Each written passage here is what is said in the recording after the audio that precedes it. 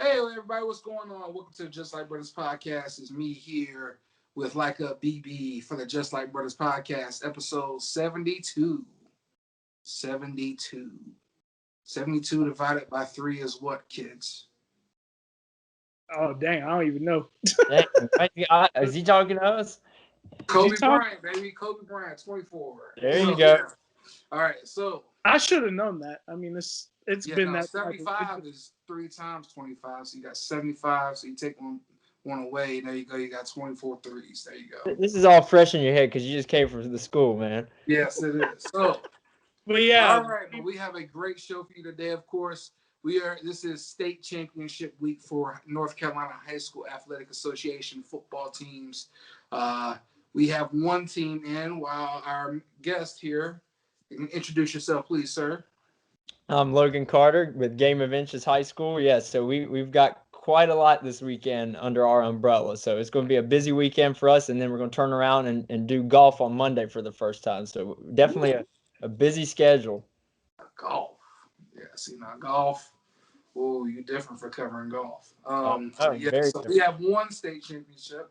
He has like 5 or 6 state championship games. So we're going to talk to him today about plenty of state championship football. Before we get into that, Logan, man, where are you from? I'm from actually Winston. I'm from Kernersville, North Carolina, right outside of Winston-Salem. So I attended East Forsyth High School back in the day.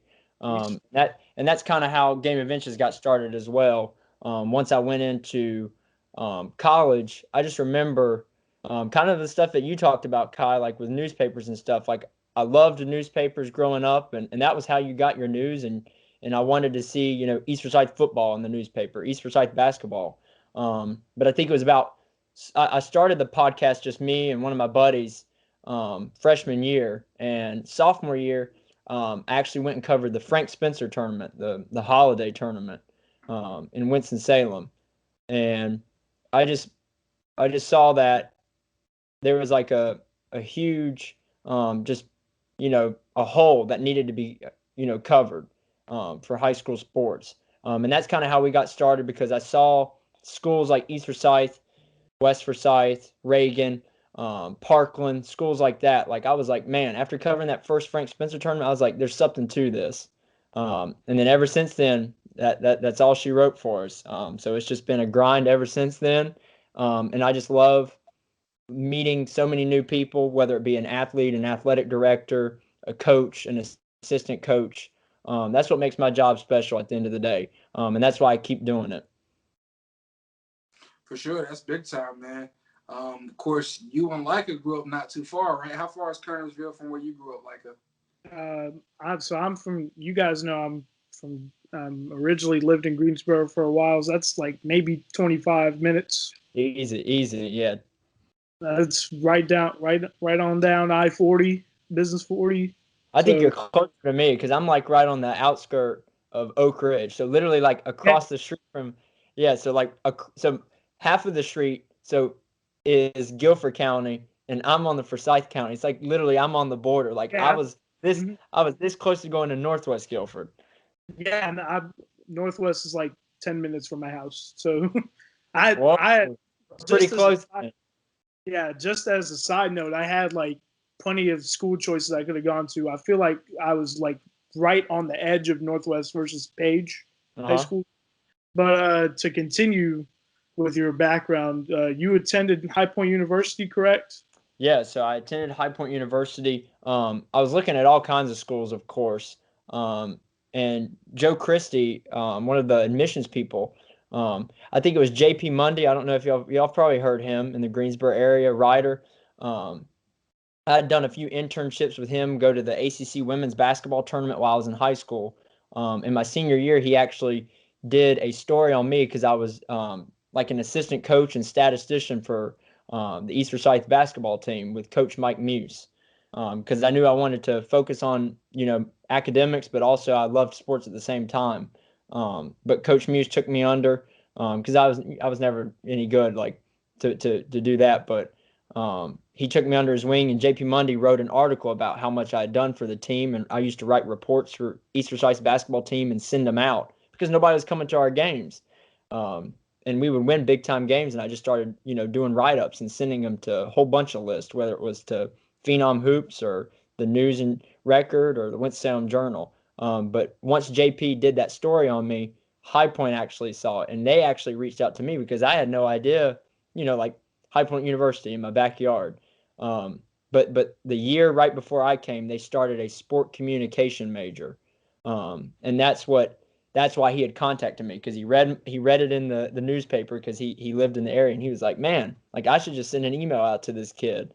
And from there, that was the end of the story. Like, I loved everything they were about. They had the new studio and awesome professors. So I give it all to them as well, because they were big influences for Game of Inches as well. Because I would take back everything I did with Game of Inches and go get critiques and stuff from my professors. Like, one was a Fox Sports director. One was a director for the Today Show for over 30 years. And so that was awesome, and that was a great opportunity at High Point. Man, look at you, man. You didn't have any sports offers, but they was recruiting you hard. I know. I was like, man, I'm over here trying to beg other schools to take me in, and this school like reached out to me. I was like, man, because I didn't tour until they reached out to me and told me about that program, which was incredible, because that was all about the graphics, the video, all that fun stuff. And then I got a minor in sport and event management, so that was awesome to get that background as well. Man, this guy he got recruited by D1 college, went to a D1 program. Look, man, when they finished practice, they had all the little snacks in the little pantry ready to go for him. It was a lot of fun, though, I have to say, especially when Tubby came along. I actually helped out a few games, doing video and stuff with the athletic department. So I loved those guys as well. So I did a lot of video with lacrosse and some of that stuff that I gave to the athletic program. Right. Of course, they always say football is a game of inches. Was that where the actual I was just and we actually like I was just thinking about names, and I actually hired like a lawyer after we made the name, like, because I was like, man, I hope this name isn't already taken. And I actually have the trademark to it now, so it wasn't trademarked. My company is actually the partnership that I made with National Amateur Sports. I can kind of get into that as well. They're awesome. You can go and look them up, but they're actually helping me get the national, because right now I only have a North Carolina one. But they're actually in the process of getting a national one, because I think the national one that belonged to somebody was Game of Inches, but it was for deer hunting. Don't know, and they hadn't used it for like I think 15 years now. Like, it's been dead, but they bought the trademark for all that time, right? But yeah, so we're in the process of doing that. But I was just like, we're actually in the process of making new logos and stuff, because with the referee is definitely more football based, because that's where we thought we were going to start. But we're in the process of some rebranding and stuff, but we love the name Game of Inches because it applies to every single sport, whether I'm at golf, baseball. So it was just something fun and cool that, my little college self thought was awesome. So we rolled with it, and people started loving it. People don't even know my name at the games, man. They just say Game of Inches now. Hey, I'm Big WJG. Yeah. You know how it is. And I'm Kai Jones. He's Big Striker in the cut. There you go. That's correct. Big Striker in the cut. The point of the show is that people can tell that we look related, but it's no bother. So you guys have you guys at Game of Inches, you guys have really grown over the last several years now, right? I would say. Yeah. What has it been like what was it like at the start with, you said you had a few friends at HBU that helped you get Game of Inches started. So what was that like at first, and what's it been like growing the brand? Yeah, so at first it was Eric Messer. Eric Messer actually took photos for East Forsyth when I was there. And he actually came to High Point his freshman year, right when I was a sophomore. And his photos were beautiful, and he never thought it was going to take off like this. And then our third person, because at first it was just me with graphics, me with video. Our third person was another assistant coach from East Forsyth basketball. He retired, but then I got him back into the game. Rich Habegger. He's a former Wake Forest basketball player as well. But we got him involved. So people think he's like my grandpa or my dad, but no, me and him have just hit it off as best friends. He's actually, I'll give you this, like I'm getting married October 9th. And he's actually going to be one of my groomsmen. So he thought it was awesome that he's probably going to break the record for oldest groomsman not to be a grandpa, right? So so he thought it was an honor. But that's how it started. That was the original group going into the Frank Spencer in those first couple of I think maybe a year and a half. And then my buddy Brett started helping us at High Point University. And then once college got out, we started, kind of breaking apart, but we're trying to come back together. Another one of my buddies, Will Weethy, he's helped out a lot on the side. And Andy Muse, who is the head coach of Mount Tabor, his son Aaron has helped out a few times. And then I finally found an amazing graphic designer because I didn't even go to school for graphic design. I was just making that. That's why the graphics has taken an uptick. So Sam Roca, he's actually a senior at Reynolds High School, Heat Visuals, and he's almost like a brother to me now, which is awesome. But that is why Game Adventures, I think we are really in a prime position now, because I finally found somebody that is just as passionate and just as hardworking as I am for the schools that we have. He's actually going to attend Charlotte. He got into their graphic design major, so he's really excited about that. But yeah, Sam Roca, he has really helped us uptick to where both of us can work on graphics. We brainstorm together, which is awesome. We make sketches together, collaborating video and graphics. So that's why it's really taken off here recently. And now he's getting into video as well. He's been going because I told him that's what's helped me. I just have a full tool belt. Like I don't have just one tool on the tool belt. Like it's just full. If I need to do, like I don't even like doing interviews. That's another person. We had Jasmine. She reached out to us. She actually works at CP3 Academy. Yeah. Yep. Yep. So she came and did interviews, which was great because like I'm the one that has to edit the interviews. I'm the one that has to post the final score graphic. So definitely the first 2 years I was running at like 225 miles per hour. Now I feel like I'm at like 100 flat. Yeah. So still going fast, but I really appreciate and love the team that we've built. And shout out to Will Weethy. That's my guy, man. I grew up with that guy. Did you really?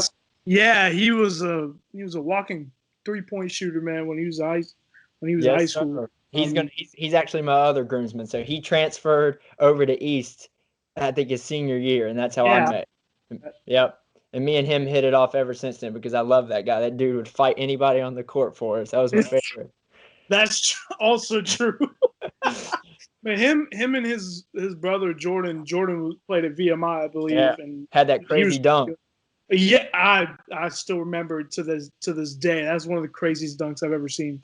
But I guess we can transition to what we're mainly here to talk about on this episode, which is the NCHSAA Football State Championships. As most of our coverage area knows by now, the Cleveland Rams beat the Clayton Comets for the second time this year, 49-21, to win their first ever 3AA regional championship. They will advance to take on the Mount Tabor Spartans out of Winston-Salem, team that Logan covers. So I guess I can ask both Kai and Logan this, but what are you guys' initial reaction, and how do you think that game's going to look? Yeah, I'll let Kai go first because I've done enough talking for the first half. Hey, dude, this is what a podcast's all about, man. It's all good. Go ahead, though, big dog. So, one of the things is the thing I love the most about high school state championships is how people pretend to know what's going on the other side of the state. So I'm not even going to sit here and say, oh, I know all about Mount Tabor. I've been 36 hours deep in film. No. So I'm just going to talk mainly from the Cleveland perspective. From the Cleveland perspective, I mean, I think it's been a heck of a season when you consider all that they went through, not only with the pandemic, which everyone has gone through, but also you lose a guy like Marion Hampton, who I'll go ahead and say is the best running back in the state, who also was a big impact maker and starter for your defense, as well as a big time special teams person. But I think what it did was it allowed for a lot of other people to step up and blossom. You know, the offensive line talking to them, they said one of the big things that changed was you have to make your blocks now. You know, Marion erases a lot of mistakes. When you have a guy like that, he erases a lot of your mistakes. The receivers have gotten a bigger opportunity to shine. You've seen a freshman, Cameron Goins, have a bigger role in the offense. You've seen a guy like Isaac Piatek get a chance to step up against Clayton and have 3 TDs fresh off of being on a JV team 3 weeks ago. So you've seen just how deep this Cleveland team is, and you're seeing that the fact of that past the Marion, past Skyler, there's a deep foundation on this team in that 2022 and 2023 class that is going to keep them potentially with a chance to be in this game multiple times over the next few years if they keep on going the way that they're going.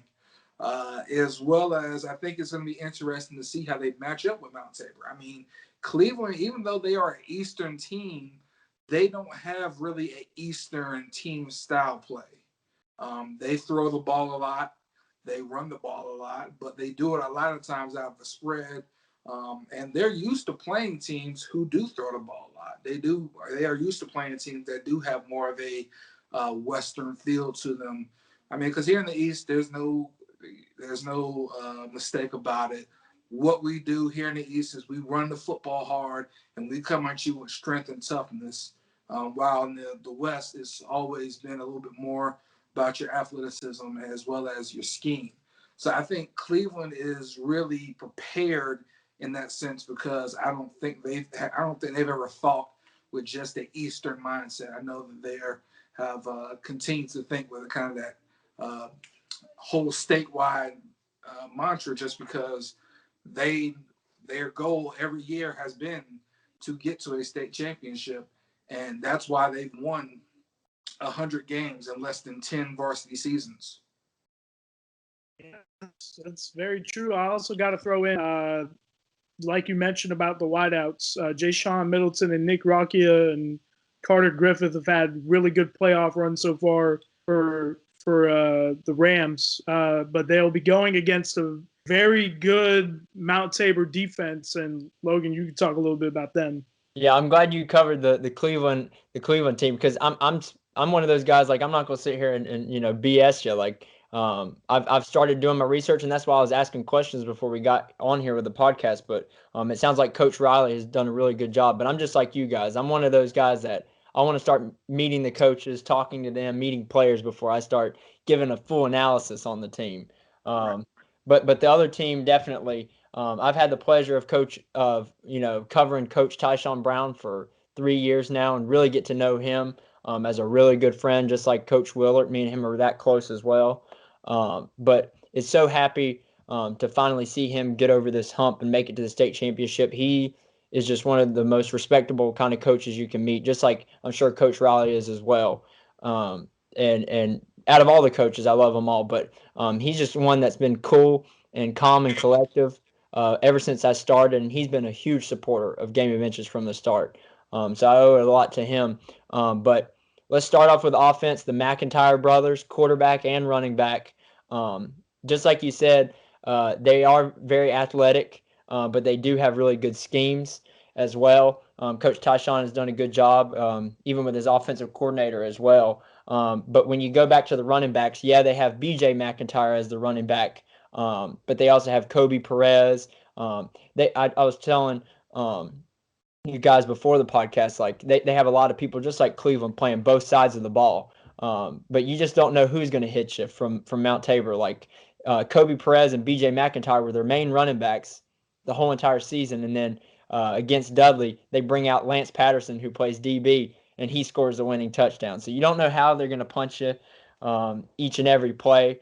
Just because they're throwing all kinds of schemes, like Kai said. And then you know what I'm going to talk about next. I'm sure you guys have heard it all year long. The Mount Tabor defense that has, just grown together as a family and brothers, it feels like. with Max Urin and Josiah Banks and Javaus Chambers. The list goes on and on and on. These guys love playing together, and it's nothing about I and me. It's all about the team with that defense, and I think that is just what has absolutely kept them in games. I mean, Dudley last week had the lead in the fourth quarter. Josiah Banks makes the huge I told my statistician Rich, he was on the sideline. I said they need to stop right now on defense or the game's over with. Sure enough, 4 plays later, Josiah's knocking the ball out of Dudley's hands. They get the ball at the 30-yard line. So this defense has really kept them in games, and I'm excited to see them go up against Cleveland. Right. The one thing I'm interested in, because I've thought that all year long that the problem would be for Cleveland is they're not huge on the front line. How big of a deal do you think that's going to be? Or is Mount Tabor more of a smaller, more fundamental and athletic team as well? So they'll be pretty much a contrast, similar styles. I think it's like 50-50. They do have some smaller guys that, they're not as tall, but they're bulky. And also, just like you said with schemes, you just don't know who's going to come through that hole that's open. So it could be Max one time, it could be Josiah or Javaus Chambers, it could be any of those guys. It could be a DB coming at you.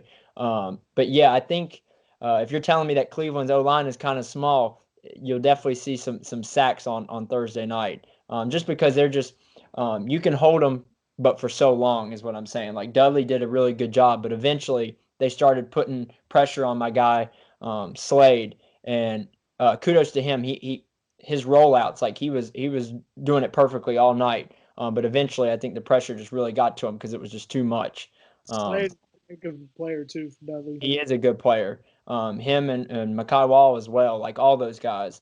So it was a really good game, but yeah, like you said, it will be interesting to see how this defense comes at the O-line.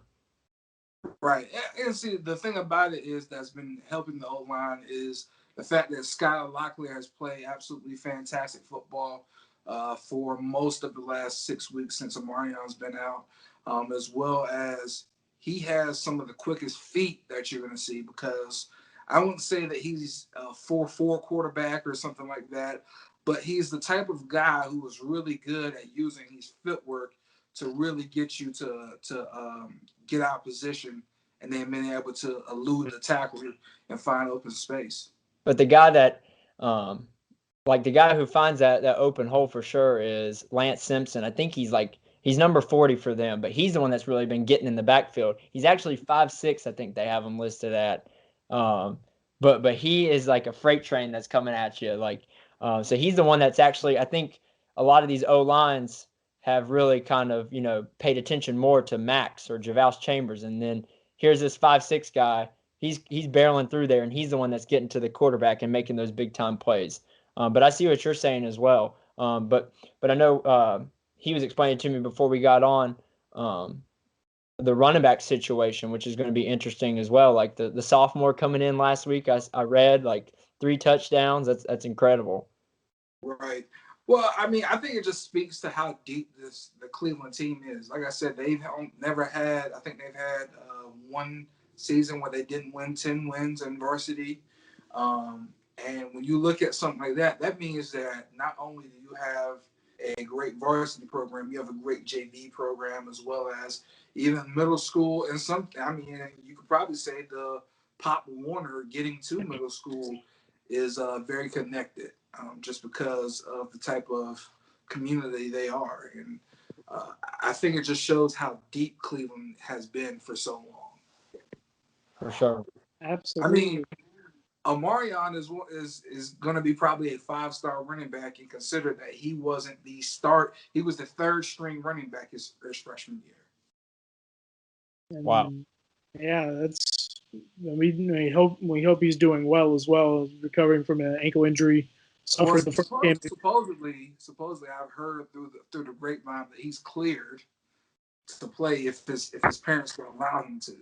Wow. I don't know how true that is, but that's one of the rumors that going around. But I've talked to his dad. His dad said he'll be back in the fall. So yeah, if Omarion, he's already a superhuman 17-year-old, but if that would be just beyond next level if he got back.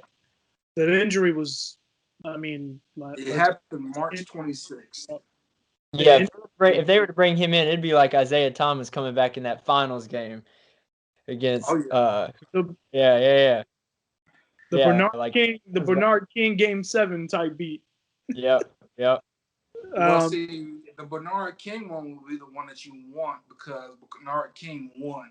Isaiah Thomas played through, had like 30 points in that quarter, and still lost. Still lost. on that family hook call. Now, how is the Cleveland defense? I know you're talking offense.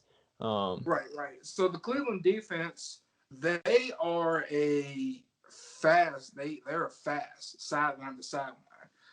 They have the same issue where I maybe sometimes worry about the bulk of them. They don't have a lot of bulk as far as size wise, but they have a lot of guys who are great sideline to sideline and who will put the hit on you. They don't. None of them have a problem with the physicality. It's just simply they don't have any of those guys you look at and you're like, gosh, that is a grown man out there as far as size wise. I mean, you know, you do have your big time linebacker, Hunter Morris, who's like 6'2", 230. But, you know, when you're muscled out, it doesn't look the same as when you're like 6'4", 300 pounds. That's a lot different. College coaches need to get at that kid. I'll tell you what. I mean, Hunter Morris he's had a great season. Of course, it's not just him. Trey Robinson's played very well in the playoffs. Even like Isaac Piatek got interception against Lee County last week before at DB. So I mean, it's been everybody really, honestly, and that's what Cleveland's defense is about.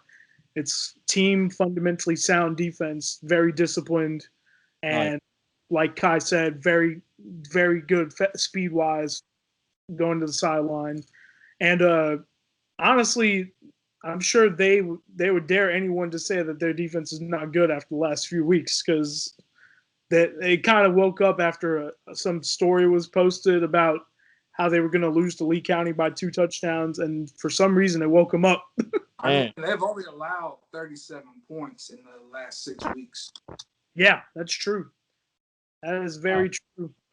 It'll be interesting. It'll be interesting against the Mount Tabor offense. Like I can't sit here and tell you because half the time I lose the ball when I'm videoing Mount Tabor. I'll be honest with you. So I don't know what they'll bring out this week because every week they've shown me all kinds of new plays. Whether it's 2 backs in the backfield with McIntyre or it's 1 and then he does a read option. So they like to do a lot of crazy stuff. So there's no telling what Coach Tyshawn's going to have in the bag for this one. So I don't want to say anything because it's just I can't predict that offense. Right. So the one thing I'm interested in, if as a guy who's been looking objectively, if you see what would you say is probably the weakness for this Mount Tabor team? Weakness is definitely, of course, the defense is definitely number 1 for the team. So definitely putting points on the board is where it gets tough. Like I think Mount Tabor, I hate to say it about them, but they do rely on some pretty big plays. Like the first Dudley game, it was like a 80-something yard touchdown by B.J. McIntyre to open up the game. And then the rest of the game, I think it was just nothing. And that's the issue. They rely on those really big plays, whether it was, they got the ball all the way down on a 20-yard pass, and then they ran that Lance Patterson run. But I think that's the huge struggle. But they're good at attempting to get the big play because they keep running the same kind of offense for the first half, and they run down the defense, and then one of those plays is eventually going to bust open. It's like a lot of run, pass, or run, pass, run. So I would say definitely the offense. Like they've played awesome all season, but definitely the defense has really helped them put the ball in the opposition's territory. Is what I'm trying to say. Yeah, so in order to get down there, defense feeds your offense in that particular instance. While Cleveland, they have no problem stringing together drives. The big plays, they do come, but they have done a really great job, I think, of getting those type of drives together. I think the biggest thing for Cleveland is just going to be, can you not turn the ball over?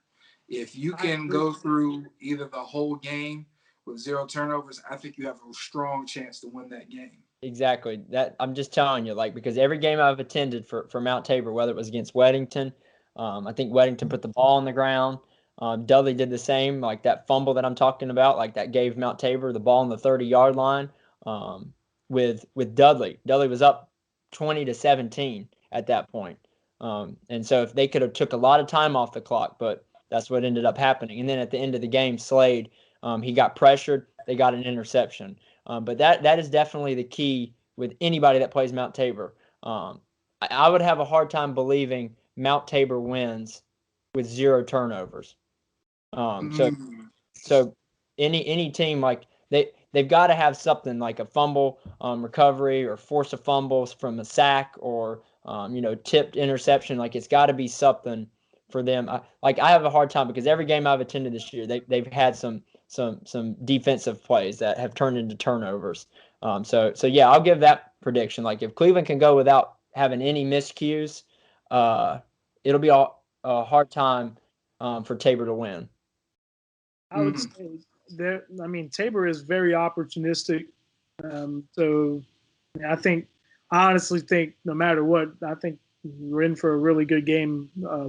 Thursday night are very rare. That's actually crazy. Got Thursday night football. Thursday night football in May. Yeah.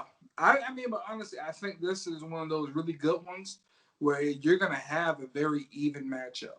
I don't think this is going to be one of those games where you're just going to see the Western team come out and just show we're the West. Exactly. I think this is going to be a team where both teams show up, and pretty much it's just going to come down to who plays the better game that day. I wonder how much does the short week of preparation really play into this? Yeah, that's a good question. That's a good question. I think it's definitely it was definitely hard because we had bad weather. I know Mount Tabor, they had to hurry up, and I think they practiced at the PTFC fields in Winston, soccer fields. They had to get on the soccer field. So yeah, definitely the short week does not help, and especially when it's weather. Like today, we just had a storm that blew through Winston-Salem. But yeah, so I think definitely the short week for both teams. It doesn't matter just because you're probably trying to get film on the other person. I bet they were calling and trying to get film Saturday morning at 6 o'clock. Both teams were. Sure. but yeah, I definitely agree with you that the short week is definitely going to come into play compared to somebody like East Surrey or Reedsville or Vance that is going to play on Saturday. Right. And see, I mean, I think the interesting thing will be because of the short week for a team like Mount Tabor, if you don't have a continuity on your offense where you're always looking to pretty much take advantage of what the weakness is, how much does that hurt you than the fact of you had, probably Saturday and Sunday to prepare for film, but then Monday after you break down the film, then you're going out there and you really don't get the benefit of having a Thursday afternoon walkthrough. I mean, of course, you can do Thursday morning, but you don't get the benefit of having that Thursday afternoon walkthrough like you normally do on a normal week. Exactly, and I hope Mount Tabor is as disciplined, and their IQ is just as good as I think it is. Because hopefully, like you said, I mean that's what they really rely on. They take advantage of these weaknesses. But yeah, hopefully, their IQ is just as good as I think it is, and hopefully, like you said, hopefully they already got it down pat on Saturday and Sunday. Hopefully the coaches emailed it to them and said, go ahead and start watching this breakdown, and they showed up on Monday ready to go. And I have to believe that some of them are really defensively sound with an IQ. Right. It should be pretty easy for Mount Tabor to get film, considering that Shane Handy was a triad guy for so many years, and he had 2 games on Cleveland. So man, yeah, I'm sure. All these coaches, I love how they protect their film, but if you want film, you can get it nowadays. I just wish all these coaches would cut all that stuff out and let's just be like college and just have it all out there. Yeah. See, I think that would be great. I think it would even be great because you could have a little bit more of a honest point of view from everyone around the state, because everyone could be able to see how good everyone is. Exactly. You know, we have to wait to the state championship game to see teams get exposed. Yeah, and I think the company that I've partnered with, National Amateur Sports, who works with the NFHS network, that's what they're trying to accomplish. But the problem is, we had schools that were underneath their umbrella, like they're supposed to leave their games up as on demand, but you had some of those schools that, as soon as the live streaming is over, it's taken down completely. So we're aiming for that. Because you have some coaches that are like, yeah, get whatever footage you want on me. I'm still a better coach than you. And then you have the other ones that are like, yeah, I don't want them seeing anything on me, because I'm not saying they're not good coaches, but I love to see an equal playing field of, everybody's got footage on everybody, because that's how college is, that's how NFL is. Well, I mean, I think too in football, what it really comes down to is that sometimes you have coaches who are like, "Here's what we do." Yeah, exactly. Can you execute it better than we can?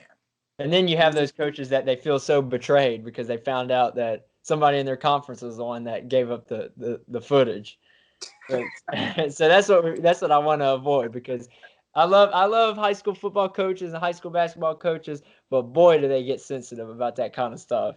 But yeah, I definitely agree with you guys as well, making it an open playing field, because I know some of these coaches are like, I know he's giving footage on me, and I'm like, who cares if he is? Yeah. But it's gonna be a heck of a game Thursday night. It should be a fun one between two great programs. I know though that Mount Tabor for you, well, Cleveland, like we said earlier, is the only coverage area team that made it to a state championship for football. And before we go further, we should, Kai, I think we should shout out our whole area of football teams, because we hadn't really been able to talk football all season until this week. And I know. I mean, we had a great football season this year. I Oh mean, yeah, still absolutely. You had Clayton, who also got to the East Regional Finals, lost to their arch rival, but I think they're in a normal year. I think they probably got more of a just due, just because of how good that defense was. West Johnson, I think they would have been a playoff team in a regular year. They are set up to have a really good year next year, going into a new conference. I think that you've had just a lot of teams take next growth, and I mean, you're gonna have some. You've had people step away from programs. So I mean, that is the most interesting thing going into next year's realignment. Realignment changes a lot of things for a lot of people.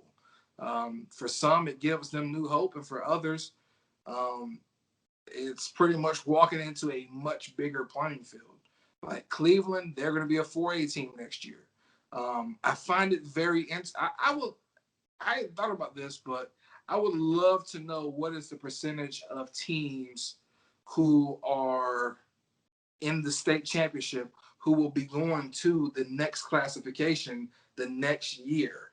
I would love to know that breakdown of percentage wise.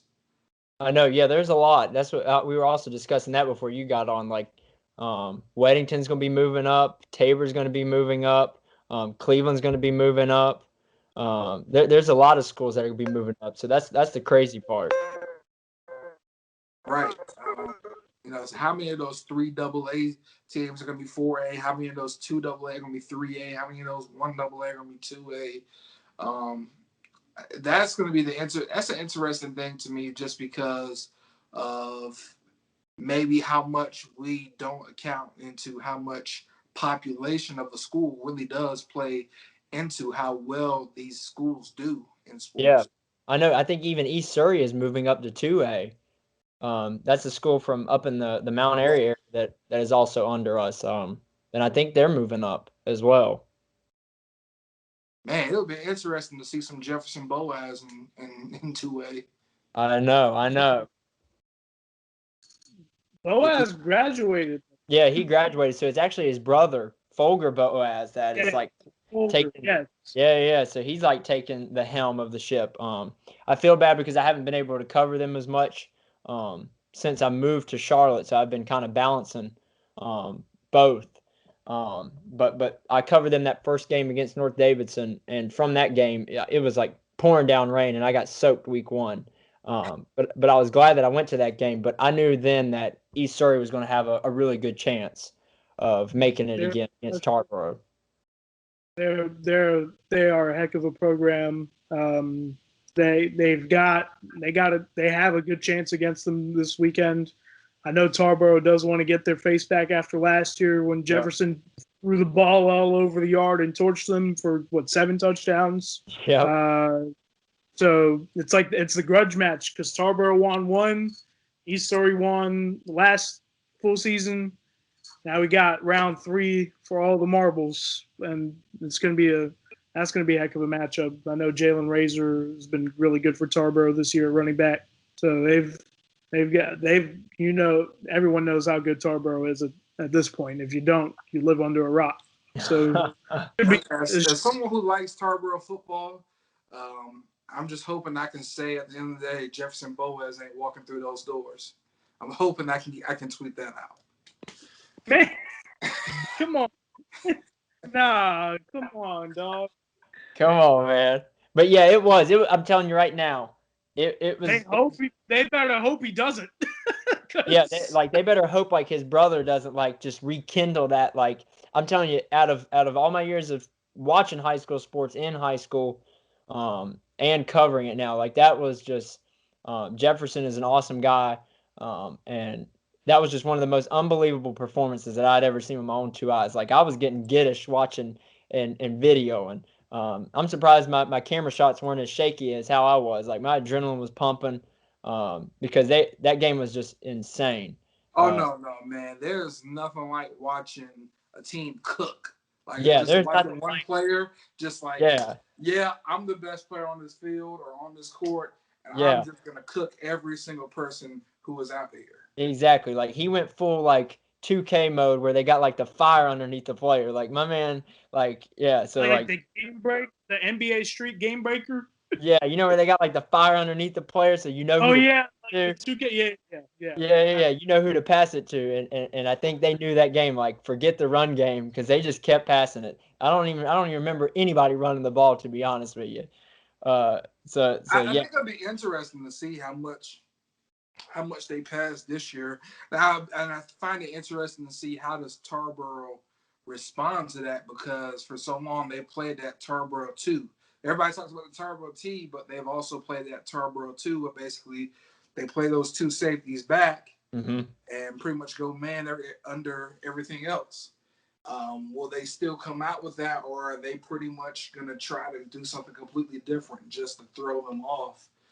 Because Tarboro won round 1, but I don't think that they were exposed. I don't think they exposed East Surrey as much as they got exposed on that day. Yeah, I agree with you. Go ahead. Oh no, I was just admiring the conversation and also trying to make sure my power got back on, because I think that storm you were talking about might have made its way over to my house, Logan.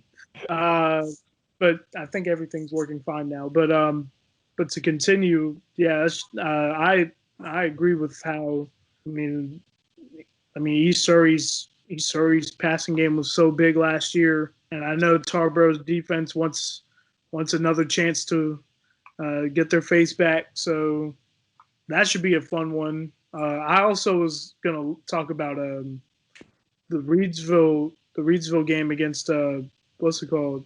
Who are they playing again? I keep forgetting who they're playing. I know they switched it up on me this year. I got to look at it because they actually just played who they faced in the championship last year. Yes, Northeastern. It was the third consecutive year they met.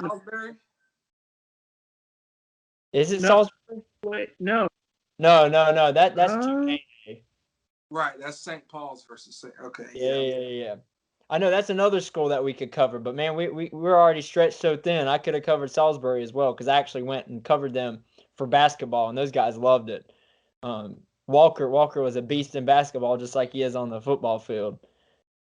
Is it North Davidson? Jalen Walker. Mm-hmm. Is it North Davidson? No, North Davidson just got beat by No, Salisbury. Okay. All right. Well, I'm out of guesses. So. But back to East Surrey, while he's looking up who Reedsville's playing, the thing with East Surrey though, they got Luke Bullington. He's the one that was really they got a ground and pound running back now. So that's what is going to be interesting. Mountain Heritage. That's who they're playing. That's it. That blanked on me. Yeah, But absolutely. But that's so another out of game. All the games that you're covering, which one is the one that you're most looking forward to? The one that I'm most looking forward to is definitely Vance and Rollsville because my man, Coach Samick has been telling me. I know. My man, Coach Samick, he used to coach at Parkland, and that was with Lee Koba. Do y'all remember that? Like when Lee Koba went on to play at Syracuse, but they had Kami and Shell and all those guys.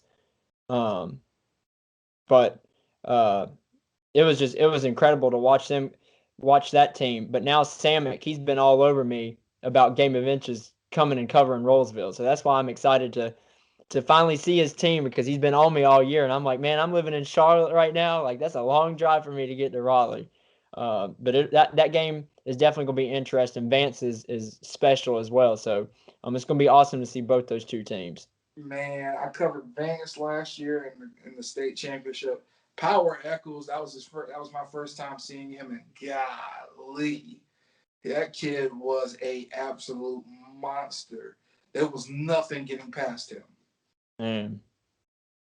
All right, but yeah, so I saw him again. I saw Roseville against Corinth Holders a few weeks ago, and they were just ultra impressive. Byron Brown, Noah Rogers, that whole cast of characters were all very good. Byron Brown, I'd probably say, is the best quarterback that I've seen all year long. He really is an accurate QB with a very nice arm. Yeah, I just haven't. I'm so glad that you got to see him. Like I've been wanting to see him, but like I said, it's been such a long drive. But I'm really excited to see that team, just because I haven't. And like you said, like it sounds like they have some players that can hit that fire mode immediately. So that's why it's going to be awesome because I think both teams have some really big playmakers, especially Smothers for Vance. I don't know if y'all saw his stat line. Yeah, Dalen Smothers, like he went full beast mode, and he's just a sophomore, so he's another guy that we're going to have the pleasure of looking at over the next couple of years, and I'm excited. Vance's third straight year in the state championship. Third straight, yeah. And I was in shock that they beat Myers Park the way that they did because Myers Park, I mean, they were a good team all season long. They beat Butler, they beat everybody pretty handedly. Except for Panther Creek was a pretty close one. But just different, man. They're just different. Yeah, they're just different. And that's all I can say. Going to the state championship game 3 years in a row is impressive, but in 4 AA. I know. Like I thought for sure my East Forsyth Eagles, if it wasn't for this COVID season, I think they would have had their third for sure. Because they lost everybody. But I say that so we can transition over to the 4A game. That's another one that I'm excited about, Grimsley and Cardinal Gibbons. Oh, yeah. That is going to be big smoke. Big smoke season. Yeah, I'm excited about that one too. For sure. I mean, Ripper's got a little bit of WJG energy as well. One of their assistant coaches is a graduate of Southern Wayne, coached at Southern Wayne for a little bit before he came on over to the Whirlies. Man, I didn't know that. Yeah. I was going to say, though, about the game itself, I know you've had the pleasure of covering 2 very good standout prospects on each side of the ball.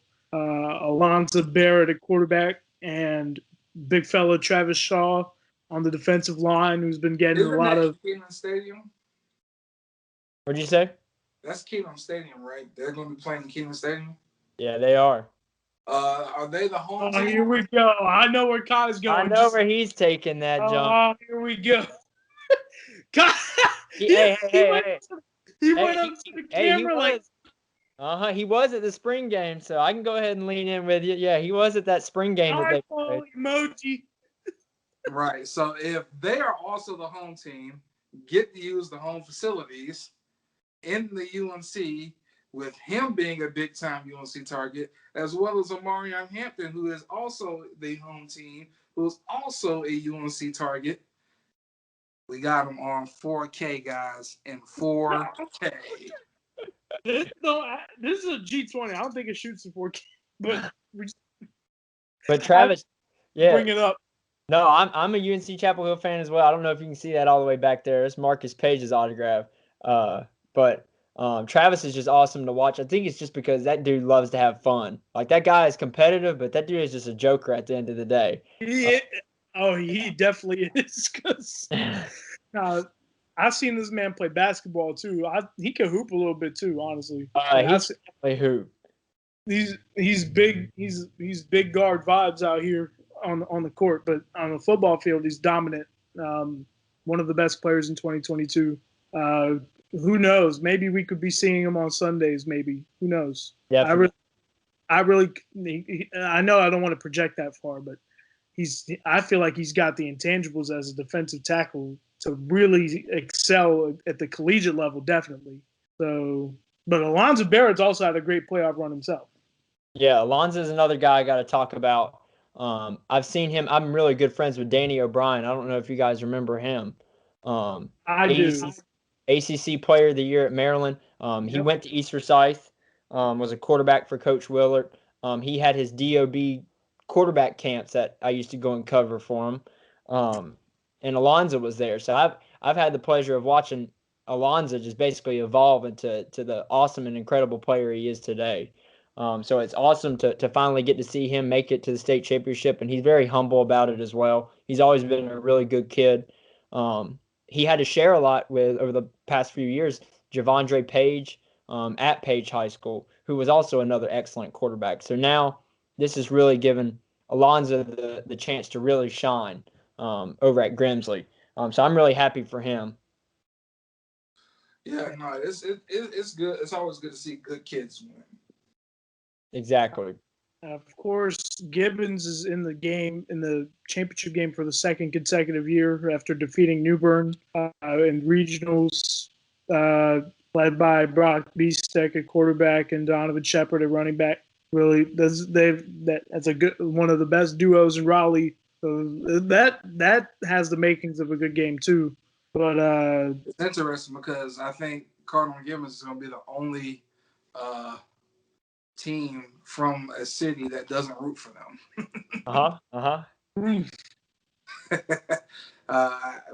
We had one of our good friends of the program tweet out that Grimsley needed to beat Gibbons for the culture. Oh yeah, it's real serious. They don't. Not a lot of people in Raleigh rock with Gibbons outside of the people who are at Gibbons. I heard, but Gibbons, like, you got to give him credit. Like, they did lose to good football team, though. Very good. Got a very good team. So their season was like completely opposite of the team that beat them in the state championship last year. Like, I know I keep talking about East Forsyth, but East Forsyth is one of those teams that true. East beat them. Yep, team East. And East might have been matching up with them again this year, but all of their players left early. You had Zion, who's going to NC State, Micah Crowell going to NC State, Jamison Warren going to North Carolina A&T. The list goes on and on and on.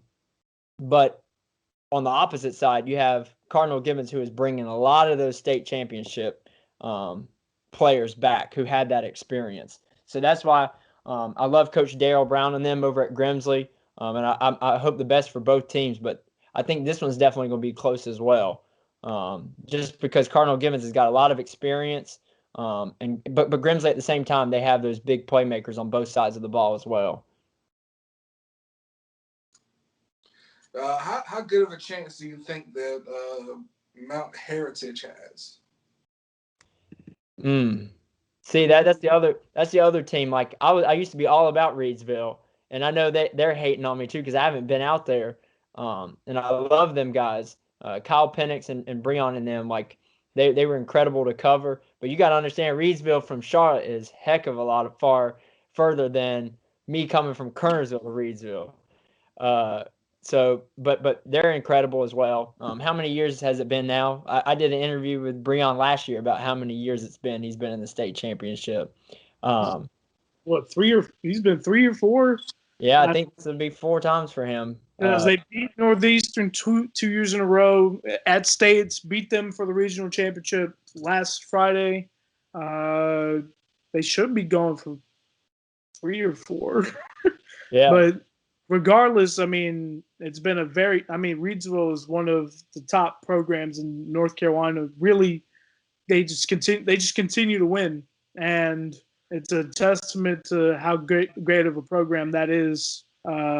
Mountain Heritage, I'm sure Mountain Heritage just had a great year too. I know I believe they lost 1 game, but they got to be good to get the states. So I'm sure Reedsville is going to prepare hard, and who knows, maybe they're gonna be going for history this weekend. So I think they'll be prepared with what they got. I know Breon's he just wins. The kids going places, not just with sports. I know, and the scary part is, I think I was talking to my buddy Zach Adams, who works for High School OT. I'm sure y'all have seen his stuff. guy. Yeah. Yeah, Corinth Holders graduate. And I was talking to him because he went to the Breon and Reedsville game, and he was just explaining to me that what was scary was Breon didn't even have a good game last week, and they beat the crap out of who they played. So he said that's the scary part. It was the running back and other wide receivers and Kyle Penix. So that's the other crazy thing to imagine. So that was an off game for him. So there's no telling what the score might be if he has one of his own games where he's scoring 4 touchdowns. So it's definitely gonna be interesting as well. That's another game that I'd love to get to as well. But yeah, I basically have somebody in every single class except for regular one. No, 1AA, or I can't remember who I don't have one. It's one of the 1As. Yeah, so a small 1A down. Hashtag must be nice. But I said, man, Logan Carter, man, he's been rolling through, getting big money, NCHSAA checks, game of interest checks, checks. About to say, give him another 6 months. He'll have that Twitter check, the verification, the blue one. I'd never heard of that. But did we talk about the 3 single A championship yet? Because that Havelock and Charlotte Catholic game is going to be really good. Yeah, that game is going to be good as well. Charlotte Catholic's going for a 3-peat too. I know. And Havelock's been close for a while. Havelock's had a couple of tough losses in the playoffs last few years. So Andrew Frazier and them are going to be ready. Coach Wooten is a good friend of both of myself and Kai. Big WJG energy, man. Former head coach of Green Central. Y'all got those roots everywhere, man. Coach Wooten, one of the first coaches I ever interviewed, and he's a very. I have a ton of respect for him and the Havelock program. But Charlotte Catholic defense is they're different. They're different out there. But yeah, that's another good game. That's definitely. Go ahead, Kai. I was gonna say, I don't think Coach Wooten watches the show, but if he does, I've heard that he's no longer yelling on the sidelines no more. Whoa. What does it come through when Alan Wooten is not yelling on the sidelines anymore? I feel that energy. Like Coach Willard, like I'll be honest with you, that's the same thing as Coach Willard. Like he's on the field now, but last year during the playoffs, like he was getting so out of hand. He coached from the box the last 3 games, even the state championship. My man was up in the box in the Grimsley game. I should have videoed it, but I didn't. But my man was so mad at the refs that he was banging on the glass like he was a caged animal up in that Grimsley press box, man. But yeah, that was also surprising. Like for him to be up in the box, like even for the state championship, he was all the way up in the box, and he called the game from up there. So I understand the energy that y'all are talking about, because I was so used to Willard getting flags and all kinds of stuff on him for yelling and screaming. And then I think it was The playoff game before Grimsley. Yeah, he went up to the box and never came down until the end. But you heard him that Grimsley game because there were so many flags. Like, I thought he was going to bust the glass. I'd never seen somebody so angry. I wanted to also, since I think we talked about 7 of the 8 championships, I want to also shout out the Northside Pinetown Panthers. That's probably been the surprise of the East this year, considering the circumstances. They lost twice in the regular season they lost to Pamlico County in the regular season and lost to who else did they lose to? They obviously lost to Tarboro, but they lost to Pamlico in the regular season and avenged that loss in the playoffs. They went on the road every round of the playoffs. They went on the road. Of course, they knocked off one of our area teams, the Rosewood Eagles, at their place. Lost by 1. You know what's so bad, man? I said that Rosewood had the best chance to get into the state championship from my area. Man. Hey, yeah. Admitting it's all right. It's all right. It's okay to admit mistakes. We all make them. We all been wrong at least once. We've all Maybe been. we always wrong. we're wrong we're wrong in everything. I'm gonna say it like this: it's my fault because I curse Rosewood because it seems like every time I make a prediction, it's always like the star player wants to get like a gimpy ankle or a hurt knee before the game. Every time I make a prediction, just my luck. I know, man. My luck is bad. Usually it's been good. My luck has usually been good. Like I used to do those like really intimate sit-down interviews. So I did one with Breon and Coach Willard before the state championship last year, and they both won. But then this year, right before the first round of playoffs, I went and did an interview with Coach Stevenson of Glenn, and like I was hyping them up. Boom! Butler comes in and beats them 42-7. So I said, I'm not doing that the rest of the year. I was like, I got that one big time wrong. But yeah, that was one of those. I was really hype on Glenn. That game just got out of hand for them. Like I just need to go ahead and tell you that. That was like Butler scored, then Glenn fumbled the kickoff return. They picked it up, scooped it up for a touchdown. Then on the next play, the quarterback threw an interception. So as soon as you go down 21-0 in 14 seconds, it's over with. 14 seconds? Yes, man. Like so word. So Butler scored the touchdown. They kick it off. The Glenn guy runs into his own player. The ball goes flying. Butler catches it, falls into the end zone. So now it's 14-0. Then on the kickoff, it went out of bounds. Next play, Glenn's quarterback gets blindsided from the back on his throw. Boy catches it. Then the next play, they hand it to Davian Nelson. Touchdown. Now that is what you call getting punched in the mouth first. Yeah. But did y'all see the ending to that Butler Grimsley game? How crazy that was. What happened?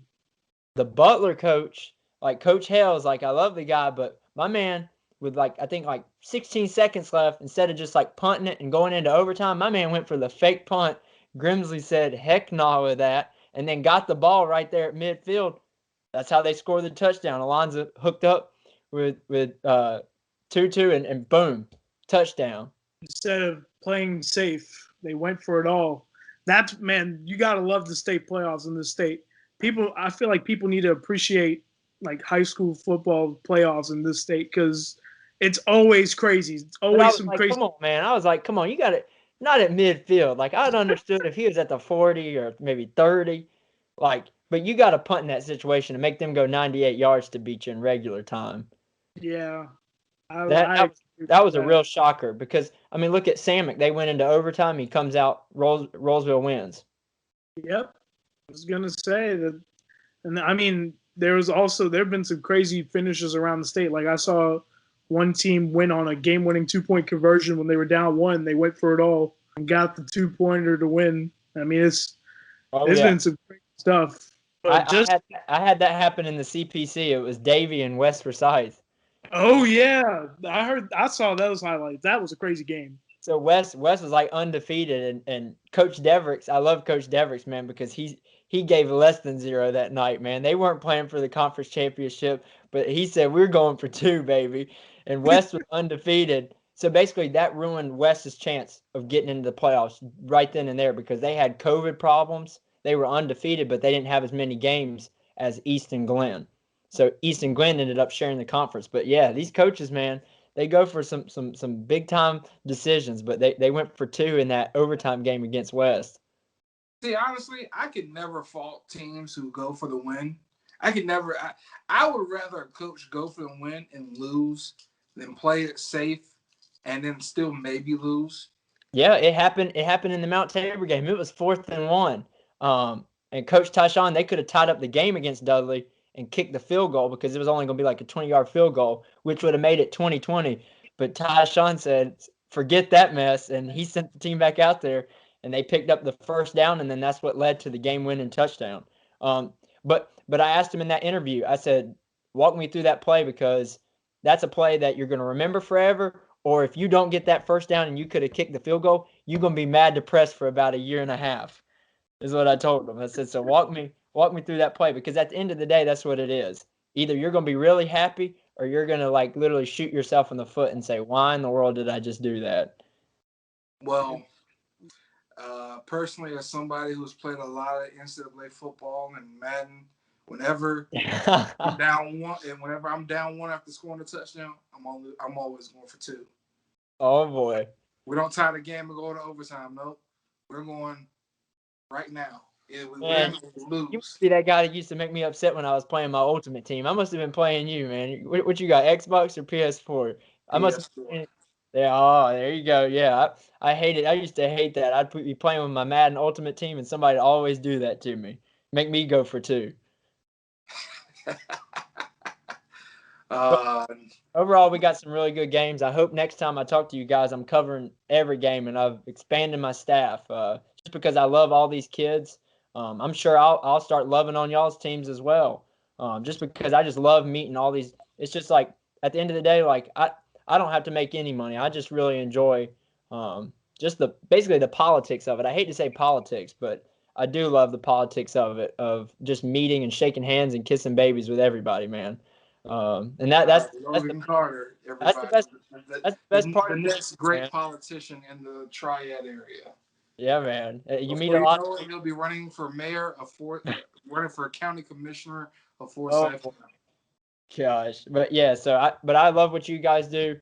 To sound off on you guys, I love what y'all do as well because I mean it's very similar to what we do because I love how you guys are giving exposure to every kid possible, whether it be softball, anything, and that's what it's all about at the end of the day. And I think those are the media companies that I respect the most, especially for the high school realm. So I appreciate you guys because I don't see anybody as competition. I actually discussed that with the Winston-Salem Journal photographer the other day because you know how people are, they get so competitive. Um, and you know, I get looks sometimes from all kinds of people, whether it be the news outlets or whatever. Um, it is what it is. But I explained to all of them, like, there's no competition. Like, I don't see you as like enemy 101. Like, it's just like any coverage for these kids. Like, if I can't be at that game, but you're there to cover them, I'm happy.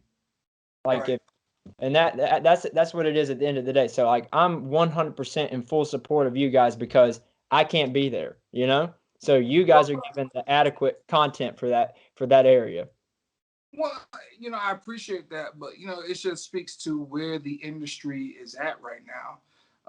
I think competition is something that could have been fine when you go back 20, 30 years ago in this industry because you were really competing for the same exact ad dollars and you were competing to be who could be better.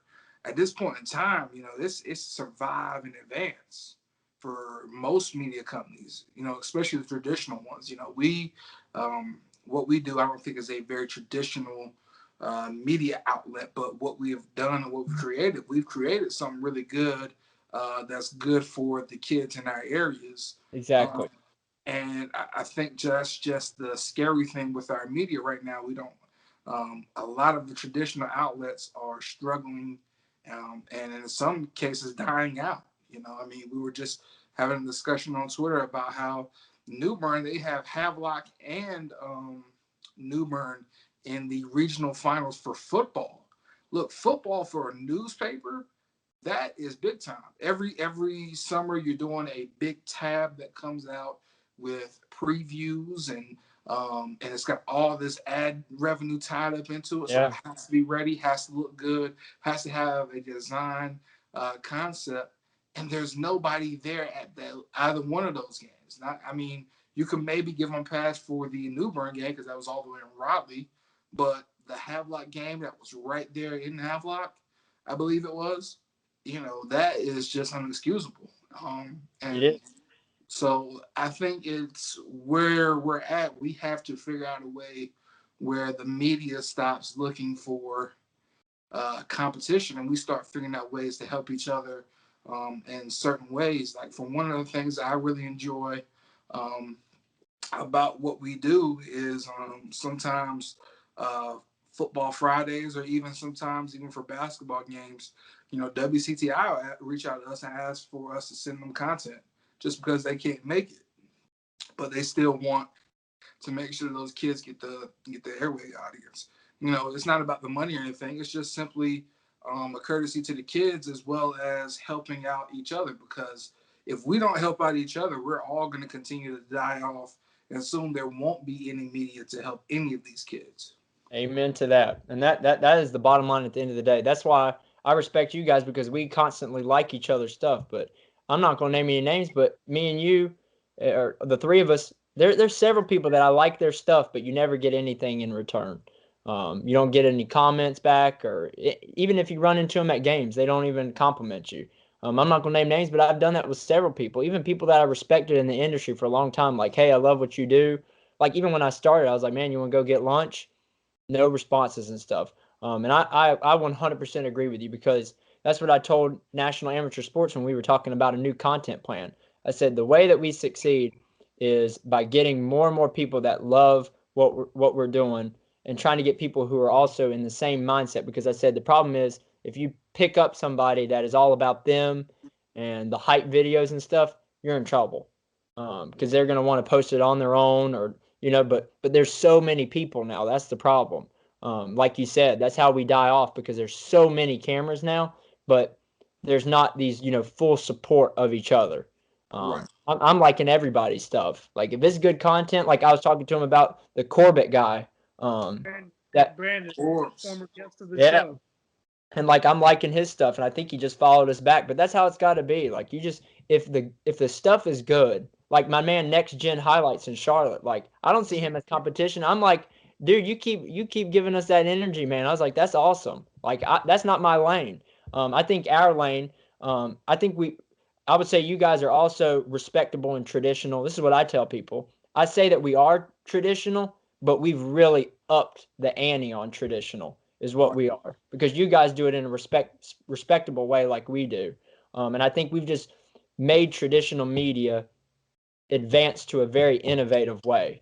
And that's kind of our realm. But our realm isn't making all these crazy mixtape highlights, because what y'all do is awesome as well. Like, I mean, but those people that I got the 4K cameras and stuff, they're in their own realm, and I'm gonna support them as well.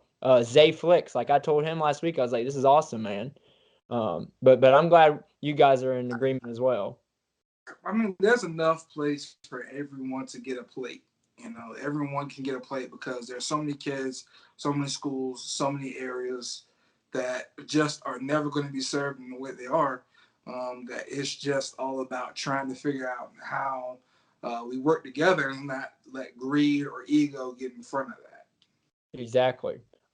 Because at the end of the day, even though I'm a part of like this movement with NFHS and stuff, but imagine if these automated cameras, the quality really ups the ante, and I mean that's going to take the jobs of photogs for news outlets. I mean, NFHS could start saying, like, for this fee, say 15 years from now, like they have super high quality cameras like the NFL, and for this fee, you don't have to send out any photogs for game highlights. We'll give you the game highlights, just how NFL does it, and you know what I'm saying, from the broadcast view. And that's what people don't understand. The technology is advancing every day, and that's a concern that I have. Like, because I understand the Pixelite cameras, they're automated right now. They're not the best quality, but imagine one of these days that robot starts filming in 4K and it's tracking them players. We're in trouble, because somebody could just sit there and clip highlights all day. Very true. But, Yeah, I mean, no, I mean that's definitely a real concern. But I think it's just always going to be about how you carry yourself. Like you said, we do try to keep it more traditional in the sense, we're not traditional in the sense of a traditional print media like us. You're not going Yeah, to see not a us writing newspaper. Yeah. stories, writing stories every single day. For the most part, you're going to get video. Mhm. And then when you get stuff like state championships, hey, we're there. We got feature stories. We've been covering this team all year long, so we know what's going on about it. And I love the video highlights, man. I love the hype film guys and the mixtape guys because I think that's a great medium as well because it's a very glitzy way. Yeah, And I mean, honestly, too, it's almost like a art of short filmmaking, almost it with is. how good some of these guys are with it. It yeah, really is. I aspire to be some of the great videographers, not just in our area. I mean, obviously, I know Trey Corden and Mike Morris do a great job of what they with video, Hoop Farm mixtapes and 252 mixtapes, and Antonio Street Style Nation. But like, not just them, but the whole area, like the whole state. There's so many talented videographers out there, and it's really an art what they do. I aspire to be like that. So I really I really hope that in a way we could come together and get right so that we could help these kids get seen the right way. So it's but there's such a divide in media right now because there are still people in the newspaper business that have done it a certain way, have done it for a long time, and they're established and they've done it their way. And there's people like us who are younger, just maybe starting out. I'm just gonna like say in that ballpark, like just starting out, and the way we do media is different from that, and it's kind of causing a divide. So I feel like whatever way it is, like any way of providing a content that helps uh, kids get exposure the right way, I don't think there should be a problem with any way, like whether it's a newspaper or photojournalism, video journalism, doesn't matter.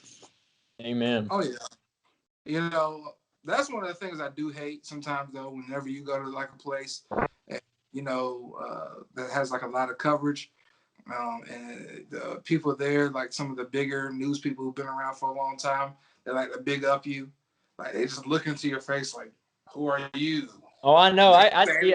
anything. I see it through the masks too, man. They don't have to. They don't have to hide like you see it in their eyes. But at the end of the day, you just gotta. Yeah. But at the end of the day, like I just don't let it bother me, and I'm sure you guys don't. It's just it is what it is what I say. And you just go with the flow. You just keep doing what you're doing because at the end of the day, it's just you're gonna succeed. Hey, that's right, man. That was a good little positivity to end the episode. I think, Logan, we want to thank you for coming on, giving us some insight about the Mount Tabor. What is their mascot? Spartans. The Mount Tabor Spartans. I'm hoping it's going to be a great game. Hoping that we get to run into you on Thursday. Just waiting on that NCHSAA email now. Sir. Hey, That's the but one. hey, I'm glad you mentioned the mascots. You see how many Rams are in this state championship? We got Roseville, we got Roseville, Cleveland, and I think there's another one in 1A. uh, we got Reedsville. Yeah, That's Reedsville. I think three. there's four. I think there's four Rams and like three Cougars. Hey, well, it must Murphy. be I good. know, It must be and good to be a Murphy, Ram and a Cougar. Man. but But I but appreciate yes, it, guys. I yes, really sir. appreciate Hey, I really before appreciate catching up. for sure, man, for sure. Before you go though, we want to give you a chance to plug all the social media, all the stuff for Game Adventures yourself. Go. All right, so we're on Twitter, Instagram, Game of Inches, HSS, High School Sports. So just follow us there. We're really not big on YouTube. We really just use that to post the longer highlights, but we post the longer highlights to Instagram. But yeah, all those channels. Eventually, we're gonna have to get onto TikTok because I can see that there's a slow fade from Twitter to Instagram, and then eventually we're gonna have to get on there, guys. But yeah, just follow us on all those channels and make sure to follow these two guys. They do a great job. And I'm excited to see you guys, but I'm glad that we caught up on here so we could definitely catch up even more on Thursday before the game. For sure. Hopefully both of us can be there, but if not, I hope people can start calling Kai Jones Laika Abibi so that we can even out here. But this is we are back, the Just Like Brothers podcast, episode 72. We're on YouTube. You know where to subscribe. We just hit 1,500 subscribers on YouTube. Ain't that crazy? From That's where we awesome. were 2 weeks ago. Let's see. We're on Twitter at WJG_sports, WJG Sports Instagram, and Facebook too. I think we have a Facebook page. Apparently, I think we do. Ooh, that's something I haven't tapped into, man. Absolutely. Yeah, I Grandparents think are. we're close to 600 likes. We're close to 600 likes on FB. So go ahead and give us a like. Oh, Of course, Kai's Twitter is MMJ Kai Jones. My Twitter is at MMJ Kai Jones, and it's at StrikerNation24_. And we are on Anchor, Spotify, Apple Podcasts, and other podcasting platforms when we're active. And if you ever want to hit us up and be on the Just Like Brothers podcast at any time, feel free to hit us up. I know this was a long one, but it's good to be back. Logan, again, thank you very much, and hopefully you can be back on here soon. But yes, sir. yes, sir. This has been the Just Like Brothers podcast. For Kai Jones, I am Laika Abibi. We are out.